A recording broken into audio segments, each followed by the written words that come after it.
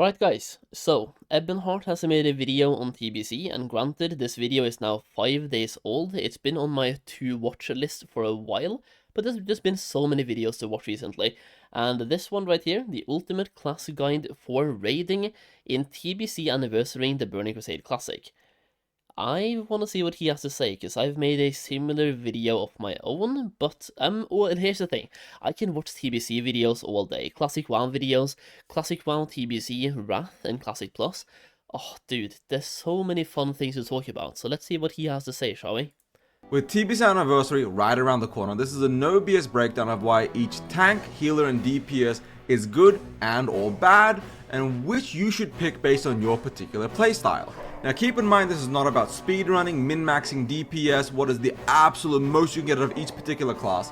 This is for the average player and what they should pick and be prepared to do going into TBC. I do want to give a caveat that this list is based on the fact that there are no major changes to TBC happening aside from mild changes. For example, yeah, this is the unknown for us right now, right? But I do believe that TBC won't have that many changes like in Anniversary, but there might be a couple. We'll have to wait and see, right?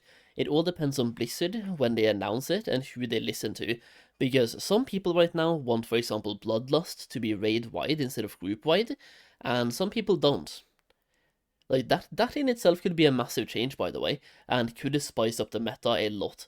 Because right now you tend to have 3 Resto Shamans, I believe, in a regular, like, TBC raid, but you also have, like, 2 or 3 Elemental Shamans. So you have between 5, 6, and 7 Shamans, depending on your setup. Well, maybe, like, more like 5 or 6, but still, you need a lot of Shamans, right, to rotate into groups for pumping.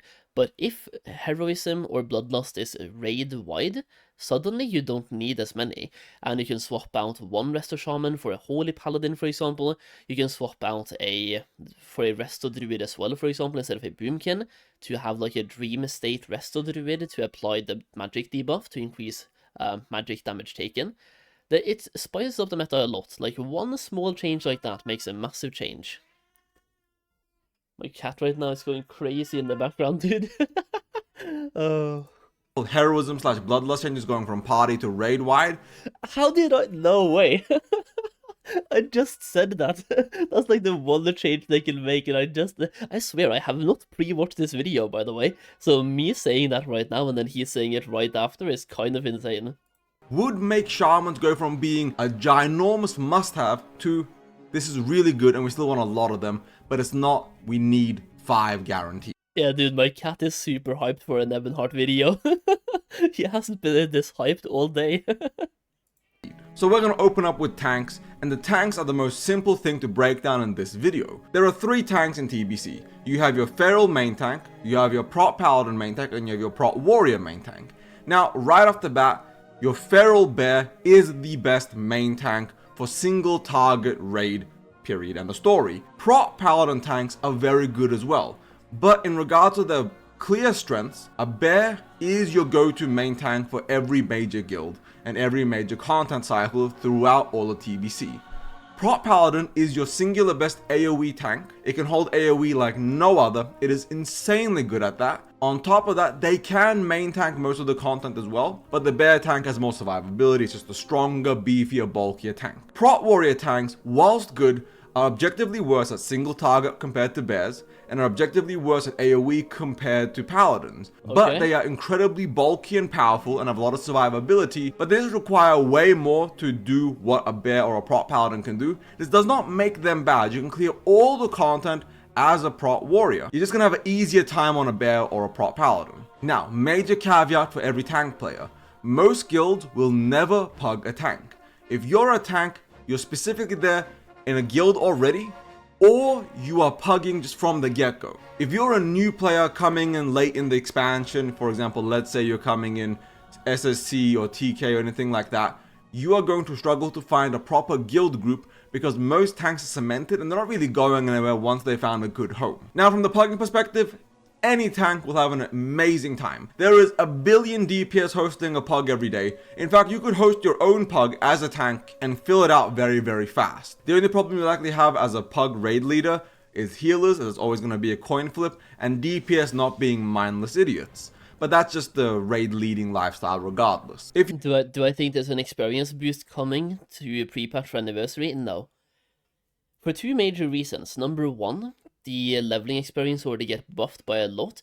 Like many quests, at least elite quests or group quests, get their experience given to you, increased by about 20 to 40% depending on the quest.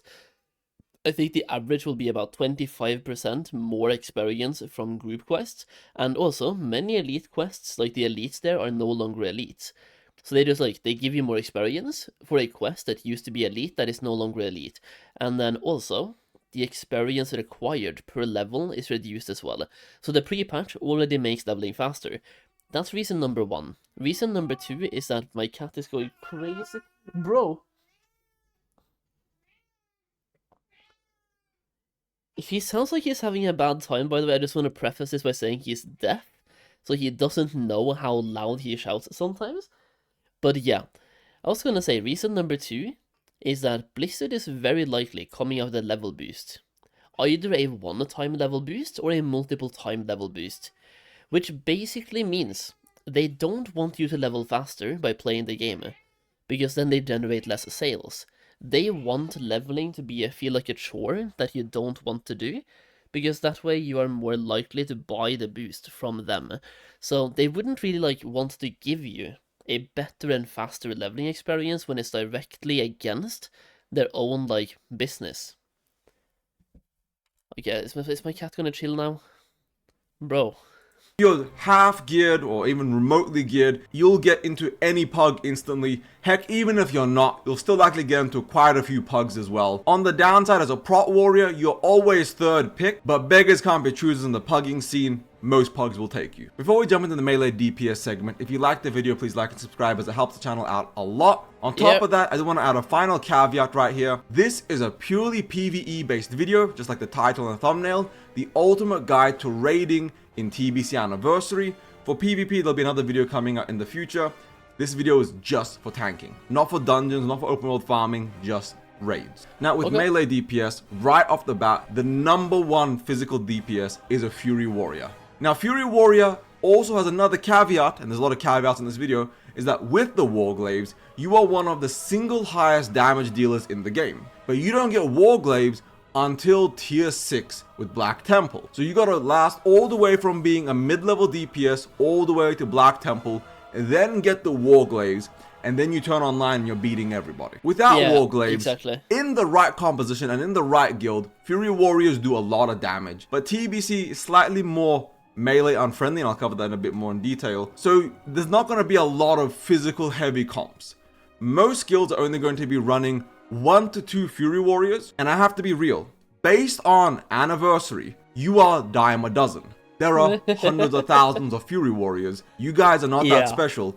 And if in the guild you're in right now, you haven't already been told that you're one of the 2 or 3 Fury Warriors that's going to be in your TBC guild, you should be preparing to roll your alt or your new main right now, because you will not be playing Fury with your guild in TBC. That is one of the major downsides to playing Fury, is the competition to get a raid spot is incredibly high. Then we have rogues, and I have to be real, you will not have a good time as a rogue in PvE content. You are at the bottom of the barrel. You are not going to get invited to most raids or most guilds or anything like that. Rogues have one major utility right here, and that is expose armor. And Warrior Sunder is only slightly worse than that. In fact, the Warglaive, which should be a rogue weapon, is objectively worse on rogues than it is on warriors. So you won't even be getting Warglaives unless you're the GM or one of the officers in your guild, or you're hosting your own pugs. As a rogue, you're objectively worse at everything in a PvE related manner, but in PvP, you are a god. Just not for raiding. Now we have Enhancement Shaman. Enhancement Shaman are great picks to bring to melee focused pugs or melee focused guilds, as they bring a lot of utility between their totems, heroism, and bloodlust, and the utility as a class to your raid composition. But they're not the greatest damage dealers. They're okay, they're not terrible. They're about even with your Retribution Paladins, who we're going to dive into right now. And Ret Paladins are technically a good class. They do just well. They're rather useful with the amount of buffs they have. For example, kings, bops, things of that nature. They're a useful class to bring to your raids. The downside, they don't do that much damage, And if you have a prop paladin, you'll probably have a holy paladin as well, and you only really need one more. So some guilds will probably have 2 holy paladins and 0 ret paladins, but most guilds will likely have 1 or 2 ret paladins just based on the composition they have, because you do want all of your paladin buffs in game, especially when you're raiding. From your salvation to your wisdom to your blessing of kings, the paladin buffs are top tier and are a necessity. So you will always kind of have a spot, but you'll have a better time as a prop pally or as a holy pally. Finally, we have Feral Cat, and this might be depressing news, but the skill ceiling to play Feral Cat well is very high, and almost no guild is going to be running Mono Cat, and Mono Cat is what they just call somebody that plays only Cat. If you're in a guild, you will likely be a Flex Cat, where you're playing Cat, but a couple of bosses here or there are trash packs or this or that, you'll be expected to flex into bear to do bear activities. Now with dual spec being in game as well from the get-go, there's no real excuse to not be doing that. So a lot of cats will be expected to do bear activities, and if you're a bear off tank, you'll be doing cat and bear at the same time, so do keep that in mind. But on the offside, if you have a bear main tank, you are likely never going to be in that guild as a cat player, because the bear doesn't want to share gear with you, he doesn't want you in his guild, and he does your job for the most part better than you do your own job. Now we have Arms Warrior, and Arms Warrior is objectively worse than Fury. But Arms Warrior brings an insane buff to the raid, and that is a 4% increase to physical damage done to bosses, or any mob in general. And that is Blood Frenzy. So almost any decent or above average guild will be bringing Arms Warrior,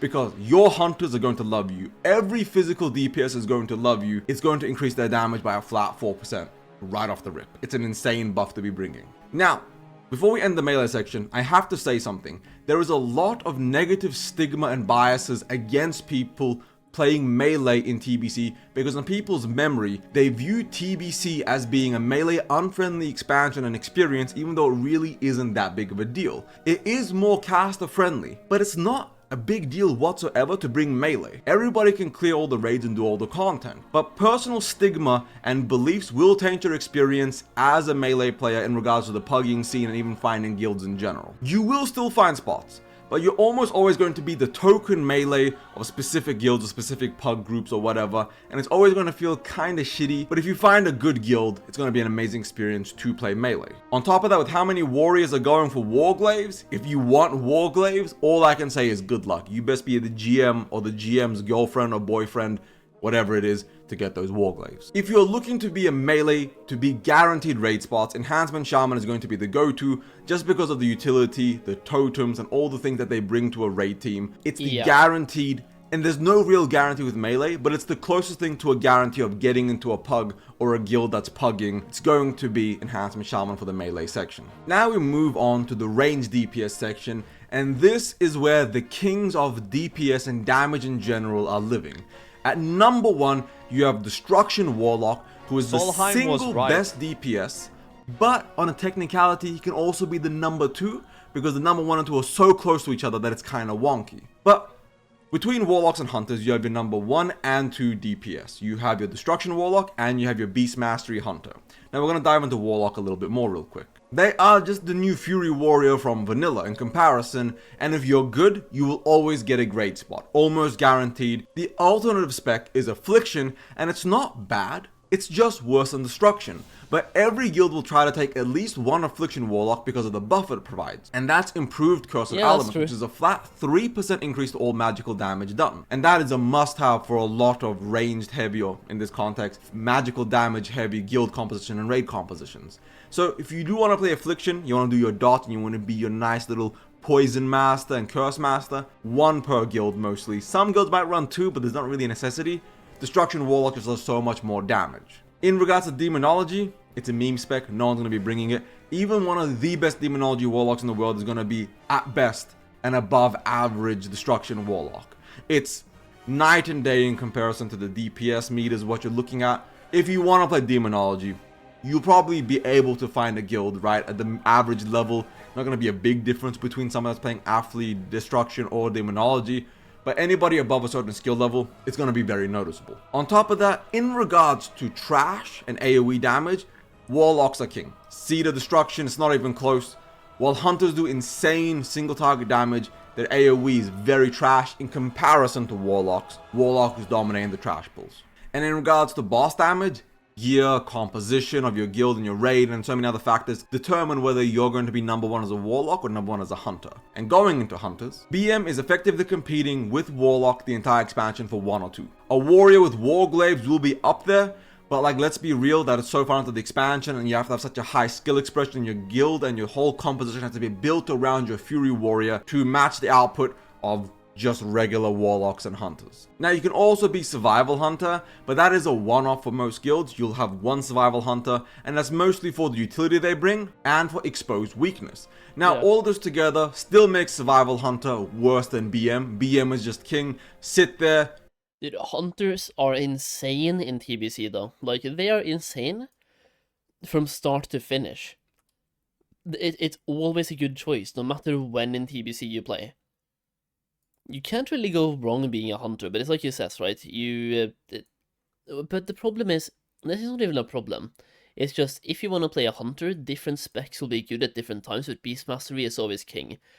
But survival being bad isn't really a problem, because they have 2 other specs that is good, if that makes sense. Same thing as Warlock. Is Affliction, if Affliction is slightly worse than Destruction, well, play Destruction then. Unless you're needed as Affliction. Single target domination. BM hunters are insane at single target raid damage. You also have misdirection. A lot of people let loose from the get-go. They do disgusting amounts of damage and they just obliterate things. So being able to misdirect all that threat onto your tank so people can keep ripping and not having to stop is huge for every single pull, every single guild, every single raid pug. It's just useful for everybody. Now we go on to mage. Now there's a major caveat here with mages. Mages are really, really good in TBC, but they're always third. Except on the very off chance that you build a guild and a raid composition around your arcane mages, in which they get to let loose and rip, and they're number 1 damage. But you have to build your whole composition and your team around them, and this isn't something an average guild is going to do, so I'm not going to really talk about that too much. I just want to let that know that while mages can be very strong, the preparation necessary to be up there is never going to be worth it for the average pug or the average guild. Now, arcane is very strong. It's what most people will be doing, and then fire becomes stronger later on in the expansion, but a lot of people will stay arcane the entire way through. In an average guild, your mages will be doing more damage than hunters or warlocks. You know, it's just on an average guild, the upper echelon of what a class is capable of won't really matter as much. But if you do want to play a class that's expansion proof, you can pick mage. They scale really well, the gear makes them stronger and stronger, and they're going to do well the entire time. Then we have Shadow Priest, and every single guild will bring at least 1. Some will bring 2, but for the most part, they're just mana batteries. They're very useful, and from a pug perspective, everyone will always take at least 1 or 2 Shadow Priests because they're so useful, because when it comes to pugging, there's going to be a lot of warlocks just out there in the open world looking for, because, you know, it's like Fury Warrior all over again. There's gonna be 10 billion of them, and Shadow Priests always buff them because they, you know, they do extra shadow damage buff, and warlocks love that stuff. They can also flex heal, and they have, you know, they have their buffs and everything else, so they're a good class to bring, but on a 1-to-1 in regards to damage, they're well worse than a warlock, but there's no real harm or foul in bringing 1 or 2. Now we have Elemental Shaman, and much like Shadow Priests, and just like, for example, Red Paladin versus Feral Cat, Elemental Shamans are good. They're okay, they do decent damage, they fall off really hard after phase 1, and they're not even the top in phase 1 itself. They're overall good class, but you're not bringing them for the damage, you're bringing them for the buffs. You bring them for the totem, you bring them for the bloodlust and the heroism. That Totem of Wrath is... Yeah, like, if you want to have a raid spot in TBC, by the way, play a shaman. Except unless really, okay. Unless Blizzard makes it so Lust is a raid, why the shaman is going to be such a guaranteed raid spot. Even in TBC the first time as well, the demand for shamans could never exceed, like, the supply could never exceed the demand. There was always a demand, bro, for shamans in TBC. So you want to have a raid spot, be a shaman. I even want to have an enhancement alt, by the way, even though I know that enhancement is not the best spec to play as a shaman. For me, it's like, I already bring the utility, take it or leave it. Either you invite me, knowing that I play enhancement and I can give you, like, your lust and stuff, or don't invite me then. I really want to play enhancement. I think it looks cool. So useful for all the casters. You really want an ally in your big pumper group. And then we have Balance Druid, and sadly, this is kind of like a Keck W, it's like a meme spec, not because balanced druid is bad. You always do want one balanced druid for that 3% crit that they bring for your caster group, but mostly for the fact that anything a balanced druid can do, other casters can do better. And in regards to utility, for example, battle res, innovate, and things like that, a lot of guilds will typically just run a dream state druid. And what is a dream state druid? That is a half druid that goes down into the tree until you get improved fairy fire. So you can knock off 3% hit for all melee and all physical DPS. And then do the rest of the way down into resto. So dream state druids are effectively what people would consider bringing instead of a boomkin. Just the boomkin doesn't have the utility that people would really want from a class, or the damage to really warrant them taking a whole spot in of itself. But if you are a boomkin, in an average guild, don't even sweat it, don't even stress it, you'll likely find a group. But if you are trying to compete and go better and better, you likely won't find any boomkins in higher tier guilds. Now, if you want a guaranteed invite, be a warlock or a hunter and have good passes, instant invites. If you want a guaranteed raid spot no matter what, allies are always going to be wanted because of, like I said, you want your heroism, your bloodlust, and again, if they do changes to that, it will be kind of wonky. You'll probably not want to really bring elemental shamans in this context. You won't really want 5 of them. You still will want them for the totems stuff, but it's not going to be a mandatory you need 5, 1 per group. So we'll see what happens there in regards to changes. But across the board, pugging is always a crapshoot for DPS. If you got the passes and the damage to prove it, people will always take a hunter or a warlock, but otherwise it's kind of like a... what do they need? And are you feeling that niche and that usefulness that they desire? And now we have healers, and I have to be open from the get-go. The best healer is Resto Shaman. No, Resto Shaman. But I want to play... No, Resto Shaman. Resto Shaman is so beyond and above good compared to... In most groups, will you even have anything else than a Resto Shaman, by the way? Not a Resto Shaman, but like... do you want to have anything else than 4 Resto Shamans if you have 4 healers?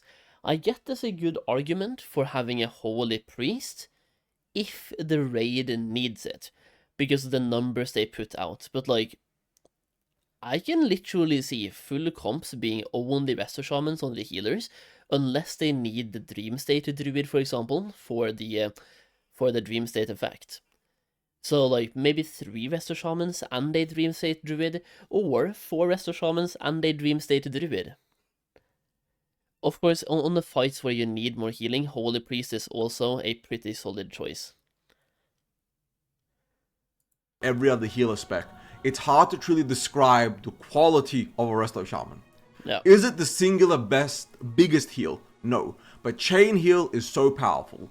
Their totems, the Manatai totems, incredibly useful. The utility they bring on top of their big, huge, juicy AoE heal makes them a must-have. Because keep in mind, DPS aren't the smartest people, and being able to heal everybody easily... What did he just say? DPS aren't the smartest people? Instant downvote, dude. What the... Bro. ...and not have to worry too much warlock. makes Resto Shamans a must-have. Every guild will try to run at least 2, preferably 3 of these guys just because of how good they are. Throughout the entire expansion, from beginning of TBC to the end of TBC, a Resto Shaman is an auto-insta invite for any guild, any pug, any community. You want guaranteed raiding, no waiting, no nothing? You type in any chat, Resto Shaman looking for group. You could be terrible and you would still find a group that invites you. Now we have Holy Priest, and in this context we have Circle a Healing Holy Priest. And this is insane. It's a must-have. Most guilds will run at least 1. Some will run 2 of these, and they're essentially a must-have. The priest buffs, the healing, the utility, just so much of what they bring. It's insane. Now, most guilds will take what they can get and they won't complain, but if they got the option, it'll be 2 to 3 Resto Shamans and 2 to 3 Holy Priests, or Circle of Healing Priests. Then you have Holy Pally. No guild will turn down a Holy Pally. They're pretty much the single best tank healer.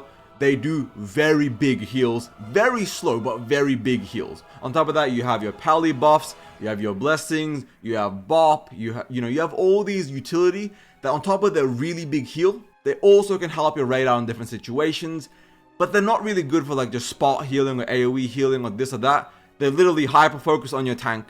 If you're a DPS and you're low and the tank's low, you're dying. That's not the Holy Pally's job. That's someone else's job. They're there for the tank. Now, most guilds will typically only really run 1 of these. I don't really see guilds running two of these at all because of, like I said, Circle of Healing Priests and Resto Shamans, but it's something for you to keep in mind. Now you have Resto Druid between Battle Rares, between their buffs, between Fairy Fire, like I said, Dream State Druid. Resto Druids can be very strong and very powerful, and most guilds will want to run at least one Resto Druid because of Life Bloom main tank healing. Now in vanilla, a lot of tank damage is very bursty, so Resto Druids aren't that useful, but in TBC, tank damage isn't bursty. It's very consistent, very smooth. So Resto Druids dots are very consistent and smooth the entire time, and make sure that no real major dips happen, because they're constantly ticking and ticking and ticking and making it a smooth experience for your whole raid and your whole guild team. On top of that, they effectively have infinite mana. A Resto Druid will almost never run out of mana, period, in the story. If they run out of mana, they're playing the game incorrectly or they're not playing their class correctly. They have infinite mana. So if you're pugging, and you're playing with people that aren't that good, the fights are lasting too long, this and that, Resto Druid is going to be key, going to be golden here. You're going to want to take this for your pugs, because they're just going to be super useful in regards to that, because other healers can run out of mana if your guild group or your pug group isn't that good. Now we have Disc Priest, the final healing spec, and I have to be real, most people aren't going to really pick Disc Priest or prefer Disc Priest. It's not bad. Compared to regular Holy, Disc Priest is better, but compared to Circle of Healing, Disc Priest is worse. Now, Disc Priest is a good healer overall. There is no real bad healers. Nobody's ever going to say no to a healer when they get offered one. They're always going to take a healer no matter what. But compared to a Resto Shaman... Are they really, though? Especially for raids, like, are they really? Are they really going to take Disc Priests? I guess it depends on who you ask. And what kind of group it is. Or something like that. You're not going to be high up on the priority list of what people truly want to be bringing to their raiding situation or their pug group or their guild composition. And to summarize the healer section, if you want a guaranteed raid spot no matter what, even if they do the heroism or bloodlust changes, Resto Shaman. There is no other thing that will have as much demand as a Resto Shaman, so I would wholeheartedly from the bottom of my heart recommend Resto Shaman. It will do phenomenal. But I hope this overall guide helped you guys out a lot in regards to what class and what spec to pick in regards to TBC Anniversary. If you liked the video, like and subscribe. If you hated it, understandable, dislike and subscribe. Become a dedicated hater. Check out this video over here. Hopefully you guys like it. Thank you all. Ebonhard out. Peace. That was a good video, by the way. I've been doing a couple of concentration crafts in the background just to make some gold over here as well. But that was a good video. It's some good overview of the classes. I can't wait to play TBC, bro. I really can't. I've been waiting for this for a long time just to get a second chance at TBC, and it's finally here. The only problem for me is that there's too many classes I want to play. I've pretty much locked in on being a Warlock main, but I'm going to level a Druid first for gold farming. I also want to have a Prot Paladin alt for gold farming later. I kinda want to play an Enhancement Shaman because it sounds cool. Also, Hunter also looks insane, so you see my point? Like, there's too many choices. There's too many good things in TBC, man. There's not enough time for all the content that I want to do, even if I know live TBC from start to finish. It's, I'm gonna have to make some choices here on which classes I actually want to play. But, good video.